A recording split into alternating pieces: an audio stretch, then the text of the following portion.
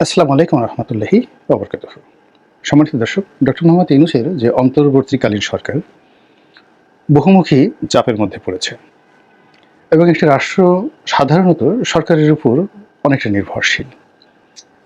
তা সে গণতান্ত্রিক সরকার হোক কিংবা স্বৈরাচারী সরকার হোক, একনায়ক হোক কিংবা ফ্যাসিবাদ হোক, সরকারের উপর জনগণের যে চিন্তা চেতনা, মন এবং মানসিকতা এবং বিশ্বাস অবিশ্বাস সবকিছু মিলিয়ে যে একটা পরিবেশ পরিস্থিতির সৃষ্টি হয়, তার কারণে কিন্তু একটা জাতি কাজ করে, এগিয়ে যায় অথবা পিছিয়ে পড়ে। তো আমরা সেই দীর্ঘদিন ধরে যে জাতাকলে পিষ্ট হচ্ছি, সে 2014 সন থেকে নয়, ঠিক আমার মনে হচ্ছে 2013 সন থেকে, সেই হেফাজতের যে আন্দোলন কিংবা তারও আগে যখন গণজাগরণ মঞ্চ হলো, তখন থেকে আমাদের যে অসুখ শুরু হলো, সেই অসুখ বাড়তে বাড়তে একেবারে আমাদেরকে বলতে গেলে এখন শুইয়ে ফেলেছে।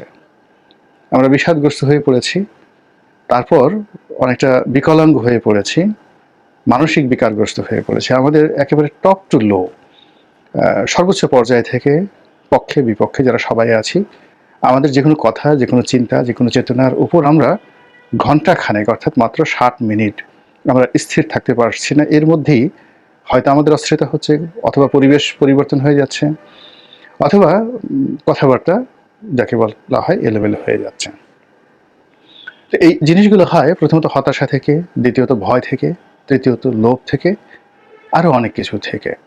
তো শেখ হাসিনার জমানাতে আমাদের ভয় ছিল, প্রচণ্ড ভয় ছিল, হত্যার ভয় ছিল, গুমের ভয় ছিল, ছাত্রলীগের ভয় ছিল, আরও অনেক কিছু। তো সেই ভয় প্রকৃতির অপার নিয়মে আমরা কাটিয়ে একটা বিরাট গণ অভ্যুত্থানের মাধ্যমে শেখ হাসিনার পরাজয়, তার দেশ ত্যাগ এবং তার যারা ঘনিষ্ঠজন অনেকে গ্রেপ্তার হয়েছেন, অনেকে পালিয়ে গিয়েছেন, এখন আওয়ামী লীগ মুক্ত একটি বাংলাদেশ। তো সেই বাংলাদেশে আমাদের যে সুখ ছিল, স্বপ্ন ছিল, সেই সুখ স্বপ্ন ক্রমশ অসুখে পরিণত হয়েছে। আমরা যাদেরকে ক্ষমতায় বসিয়েছি তারা নিজেরাও কিন্তু সুখী হচ্ছেন না। এর কারণ হলো যে বিগত সরকারের আমল বলেন কিংবা বর্তমান আমল বলেন, সব মিলিয়ে আমাদের অর্থনীতি, রাজনীতি, সমাজ ব্যবস্থায় এতটা বিশৃঙ্খলা তৈরি হয়েছে যে রাতারাতি এখন ডক্টর মোহাম্মদ ইউনূস তো দূরের কথা, প্র্যাকটিক্যালি যদি বলি যে এখানে অন্য কোনো ফেরেশতাও যদি বসিয়ে দেওয়া হয়, তিনিও সবকিছু এলোমেলো করে ফেলবেন। অথবা শেখ হাসিনাকে যদি আবার আনা হয়, কিংবা কালকে যদি তারেক রহমান সাহেবকে বসিয়ে দেওয়া হয়, বেগম খালেদা জিয়াকে বসিয়ে দেওয়া হয়, আমার কাছে মনে হচ্ছে না যে বর্তমান যে অবস্থা, সেই অবস্থার চাইতে ভালো কিছু হবে। এই কারণে সময়টা বাংলাদেশের জন্য ভালো যাচ্ছে না। এখন কেন ভালো যাচ্ছে না, কী কারণে যাচ্ছে না, সেটা নিয়ে বহু আলোচনা করা যেতে পারে।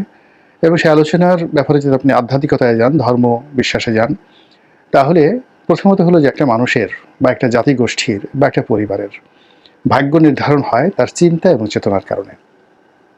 তো আমরা জাতিগতভাবে যে ধরনের চিন্তা করি, কি চিন্তা করি? কম পরিশ্রম, বেশি লাভ। পরিশ্রম না করে বড় বড় পদপদবি পাওয়া, অন্যের যে সকল আকর্ষণীয় জিনিস আছে, যেমন সেটা টাকা হোক, ধনসম্পত্তি হোক, স্ত্রী হোক, কন্যা হোক, সুন্দরী নারী হোক, জায়গা হোক, গাড়ি হোক, বাড়ি হোক, এই জিনিসগুলো আমরা খুব সহজে ছিনিয়ে নেওয়ার কিংবা অলৌকিকভাবে পাওয়ার স্বপ্নে আমরা বিভোর হই।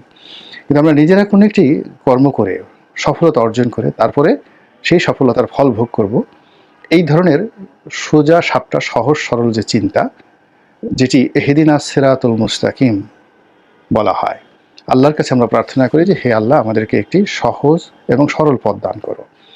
তো এরকম সহজ সরল পথ হলো গাণিতিক, জ্যামিতিক এবং বৈজ্ঞানিক। কাজ করবেন, ফল পাবেন।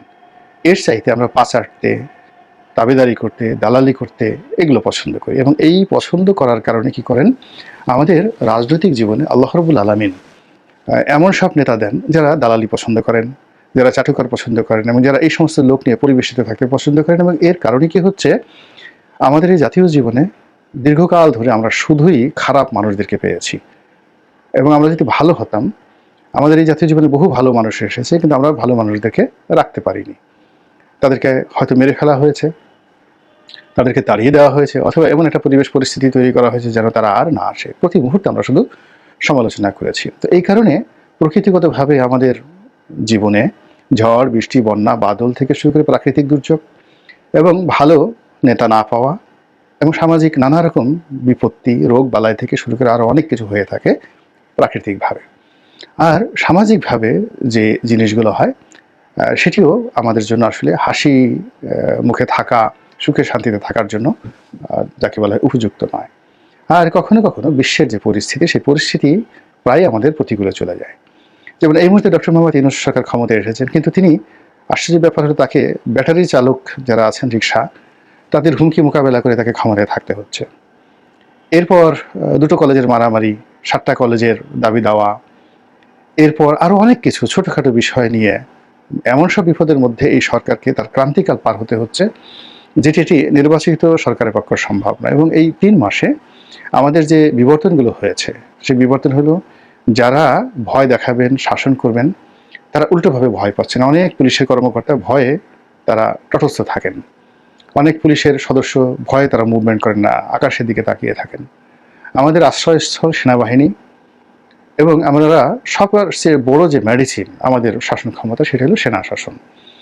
কিন্তু এই গত 3 মাসের অধিক সময় ধরে এই সেনাবাহিনী রাজপথে থাকার কারণে এখন তারাও পুলিশের সঙ্গে পাল্লা দিয়ে এই জনগণের যে মব, এটাকে মোকাবেলা করতে হচ্ছে। এবং অনেক ক্ষেত্রে তারা সাধারণ ছাত্র জনতার সঙ্গে মারামারি, কাটাকাটি, ইটপাট খেল নিক্ষেপ থেকে শুরু করে যাকে বলে এমন সব ঘটনার মধ্যে জড়িয়ে পড়ছেন।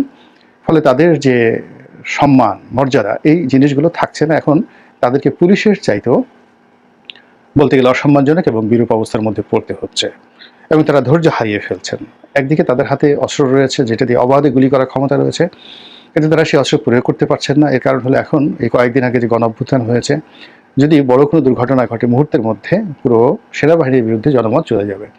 আবার অন্যদিকে তাদেরা এই বিশাল একটা, আপনি চিন্তা করেন, একটা স্ট্রেন গান কিংবা একটা 303 রাইফেল কিংবা একটা চাইনিজ অ্যাসল্ট রাইফেল, যেগুলো আর্মিরা ব্যবহার করে, এর এক একটার ওজন 10 কেজি 12 কেজি। তাদের যে বুট যেটা পরে থাকে, এই একটা বুটের ওজন 3 থেকে 4 কেজি। শরীরের যে পোশাক, বেল্ট থেকে শুরু করে অন্যান্য যে সকল সামরিক সরঞ্জাম আদি রয়েছে, তাকে গড়ে 20 থেকে 25 কেজি ওজনের যে ভার বহন করতে হয়, এই ভার নিয়ে আবার যদি একটা বড় একটা লাঠি নিয়ে তাদেরকে খালি হাতে যারা মব করছেন, সংগ্রাম করছেন, তাদের পেছনে দৌড়াতে হয়, তাদেরকে মারতে হয়।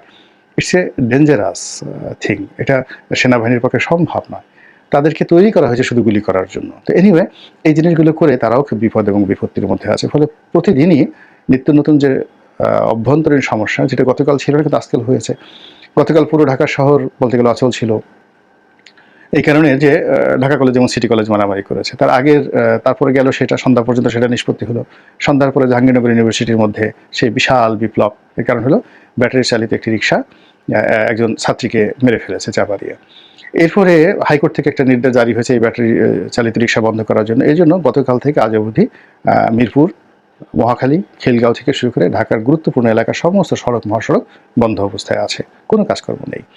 তো এই সকল তাপ চাপ সরকারের উপর পড়ছে। তার সঙ্গে আবার এই শেখ হাসিনা আজ কালকে ঢুকে পড়বেন, পরশুদিন ঢুকে পড়বেন, তারপরে এখানে ওটা করো, ওখানে ওইটা করো, বিভিন্ন রকম টেলিফোনে হুমকি ধামকি, এই জিনিসগুলো মূলত ছড়িয়ে পড়েছে এবং ভাইরাস আকারে ছড়িয়ে পড়েছে। এবং যারা ভয় দেখাচ্ছে তারা টের পেয়ে গেছে যে তাদের কথা কগনিজেন্সে নেওয়া হয়, এবং তারা যে হুমকি ধামকি দেয়, এই হুমকি ধামকি